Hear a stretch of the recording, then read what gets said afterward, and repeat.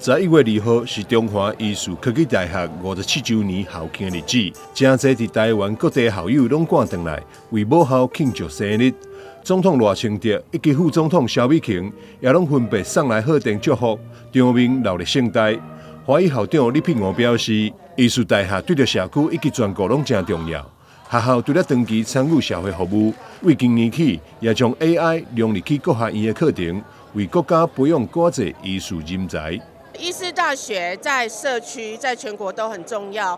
那近年来，中华医师科技大学除了长期参与社会服务，然后以 USR 投入社区以外，我们从今年开始更积极的将 AI 如何融入医事健康产业做一个推广，所以我们每个学院的课程都融入 AI。再来，我们对外也拿了超过1000万的计划来辅助我们的 AI 融入教学。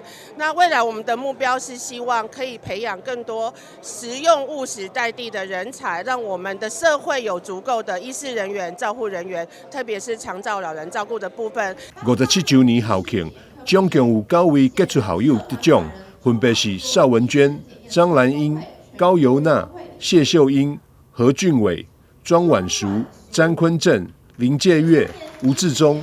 校长李聘娥也赞扬每一位杰出校友，全部拢是成就杰出的华裔职工。今年很荣幸，我们选出9位杰出校友。本来我们的名额是6位，但是校友太杰出了，所以我们今年讨论以后，我们入选9位。那这9位有公司的高级主管，也有自己创业的，然后也有大医院的主管。这些校友替我们带来很多很多的帮忙，也成为学弟学妹的楷模。华裔董事长陈志文以父亲陈东和拥有董事长的名义，成立庆学奖金，每年提供20万，奖励表现优秀的学生。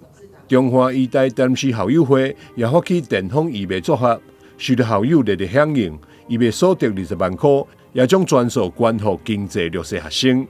校友温暖回馈，为校庆典礼加添温馨。